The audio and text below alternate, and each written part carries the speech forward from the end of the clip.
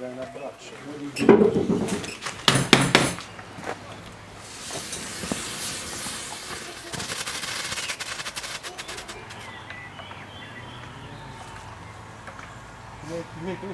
Hey guys, it's Jesse Vaverka from Passfire the Fireworks series. I'm the creator of Passfire Maximum Load, which is our latest release on the world's most amazing fireworks. And I'll be talking about that a little bit more in just a bit. But today I want to share with you some interesting videos. In the last 8 years that I've been working on fireworks, I've traveled to over 25 countries around the world filming fireworks in different factories, different festivals, and there's a lot of footage that has made it into our films over the years, but there's a lot of footage that hasn't for various reasons. And so today I've gone into the archives and I've kind of come up with some really interesting footage that I think you're going to enjoy, but that never actually saw the light of day in any of our film productions. Specifically, I'm going to bring you to a place in Italy, a small fireworks factory in the hills outside of Pompeii in Napoli, where we're going to meet a fireworker named Rocco Carmine, who builds Italian shells the Italian way, which means that there's no pasted wrapper. It's all a dry wrap. And you're going to see him build multi-break shells. You're going to see him make salutes. You're going to see him roll stars.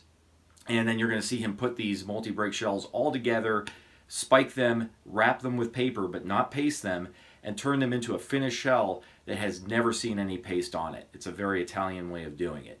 And that's from a trip that my brother Jeremy and I did several years ago to Italy. So we're going to go see that footage pretty soon, and I'll see you guys again in a little bit.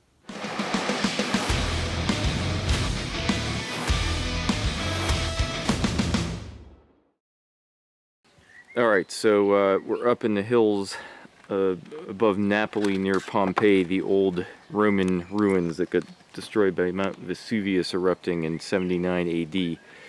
And Jerry's getting out a GoPro to attach to the car because we're looking for Carmine Rocco's fireworks factory, which we think is Up this nice off-road. Up the road. We're not sure if the car can make it, but we think it can. We just asked an old lady who said, made it sound like it was up that way. It's about 2 p.m., a little before 2, and we're going to give him an afternoon visit.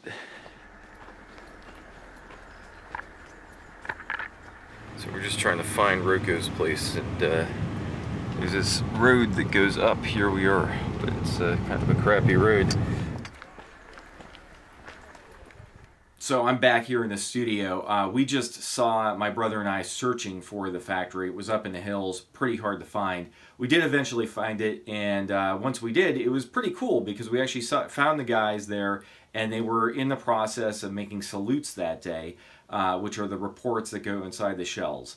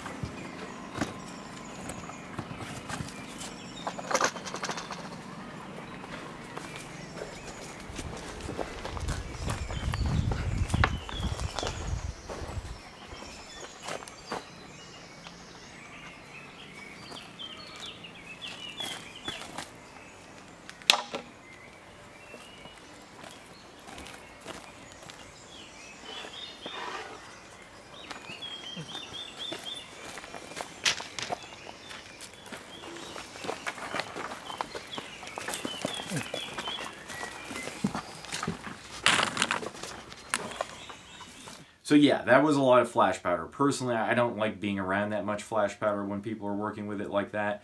But you got to trust that these guys know what they're doing. So the next process we saw was them rolling stars. You're going to see mostly unprimed stars that have been rolled and are in the drying process. They then get coated at the very end with a black priming mixture that helps them light more easily. And then those stars will get used in the shells, which we're going to see in a little bit.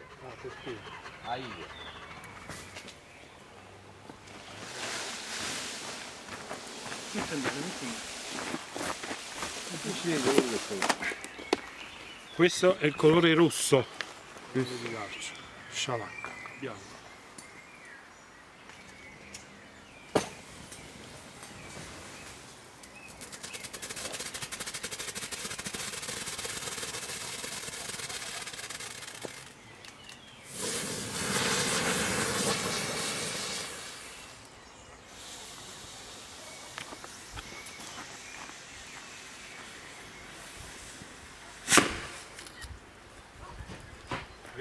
Rocco brought us inside to one of his workshops where we got to see the actual assembly process of these Italian dry wrapped multi-break shells. Now he had an assistant working with him on this, and these shells are both a combination of multiple breaks. So breaks are kind of smaller shells that get stacked up into the bigger Italian salami, they sometimes call it, but Italian cylinder multi-break shell. And then also there are shells of shells, so that some of these breaks, these stages in the shell, will contain smaller dry wrap shells that contain salutes and stars themselves, and then they'll contain multiples of those. Those will be loaded into a section, and then there'll be a burst charge or a powder that helps break the shell added, and then that section gets closed up, again using the dry wrap method, so that's only craft paper and basically twine or string that's used to bind it. And then sometimes, once that's done, you'll build the next wrap on top of that. And you'll notice that the Italian style basically is you are building wraps over wraps, so that the shell gets thicker and thicker with more layers of both craft paper and twine as you add additional breaks. And so that helps strengthen it, but most importantly, it actually helps keep the fire out. And that's one of the traditional reasons that you use a pasted shell, is as a shield to keep fire from the lift charge from entering any one of the given breaks and setting it off early in the mortar or before it reaches the correct altitude. But here you can accomplish the same thing, basically using a lot of dry paper wrapped in layers that progressively build up, and string to hold it all together. And that's the Italian dry wrap method.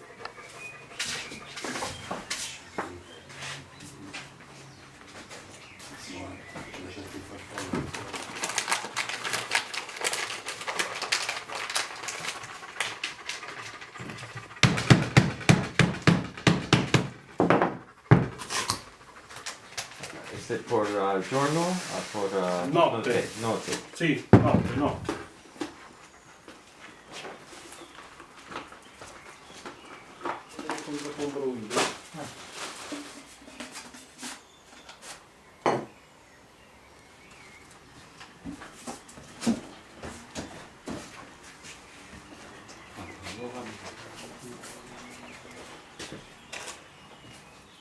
Quanto gramma? 150 grammi.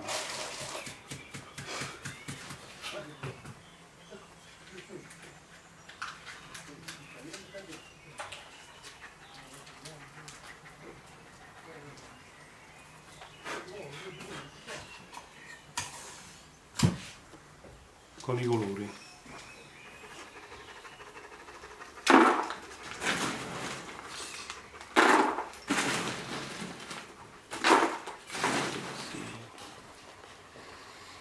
Dischetta FC.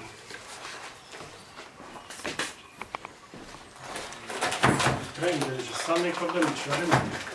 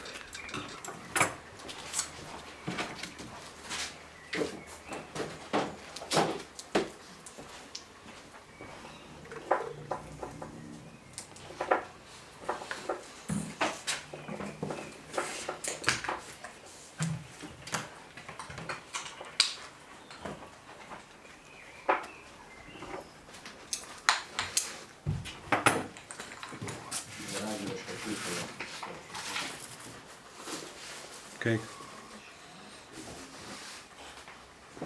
Okay.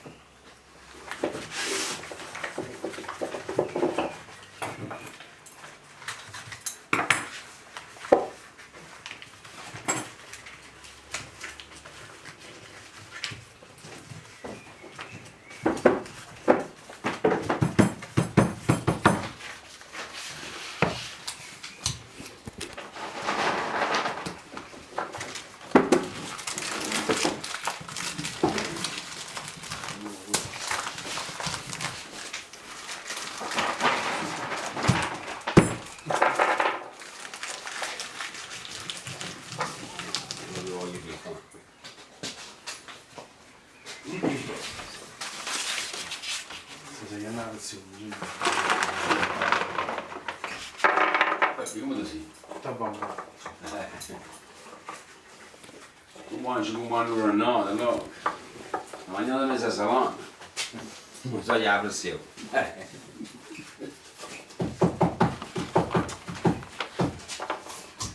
Stai forte, come la si vicina da ora. Il di tutte cose.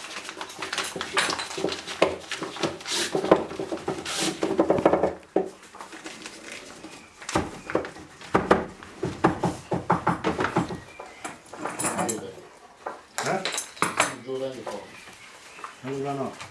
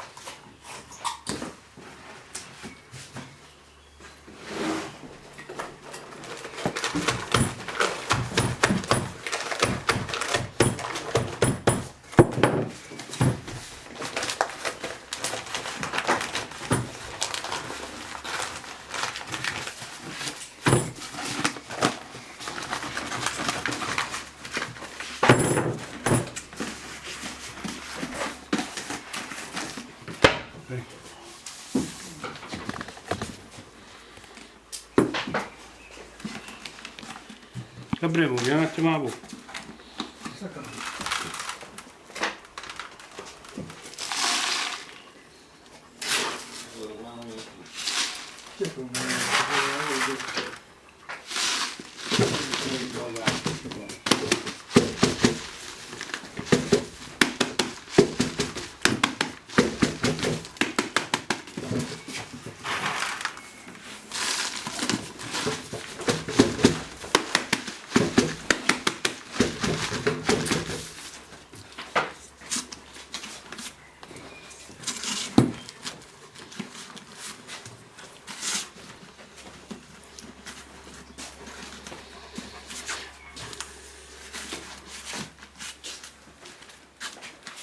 Okay.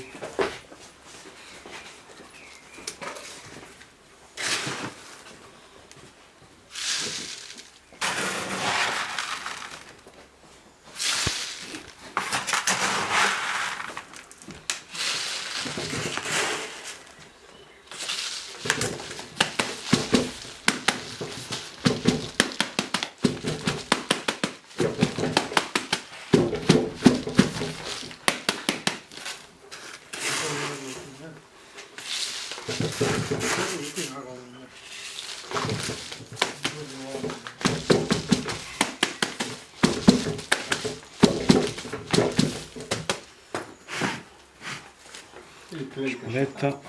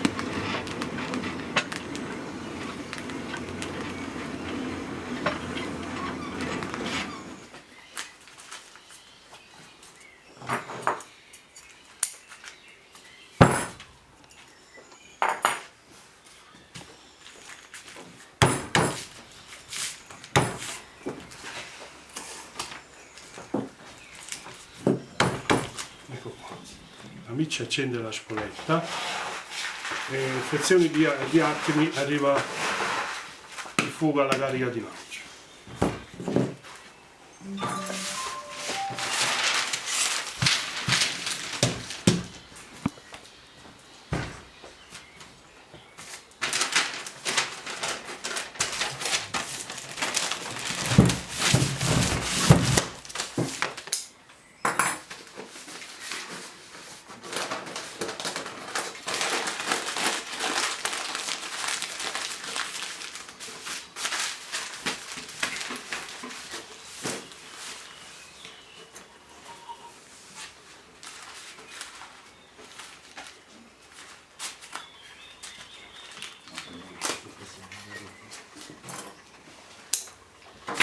Adesso ci mettiamo la polvere nera.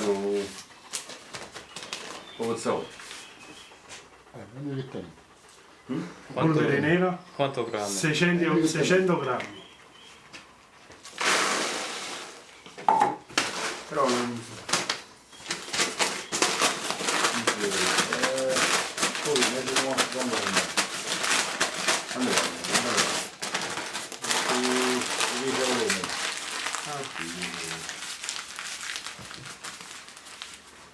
Bozza sta cosa,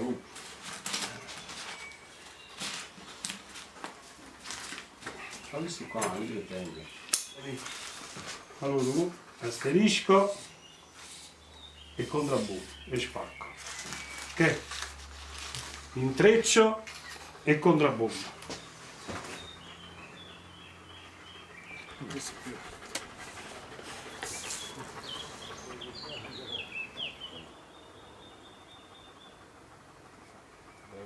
So that's the Italian dry wrap method that Ryoko has shown us. And later that day, he took us into his storage magazine so we could see a lot more of the shells that they built.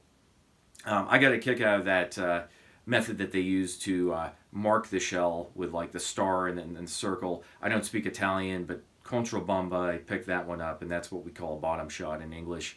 So, you know, they say like it's not a shell without a bottom shot.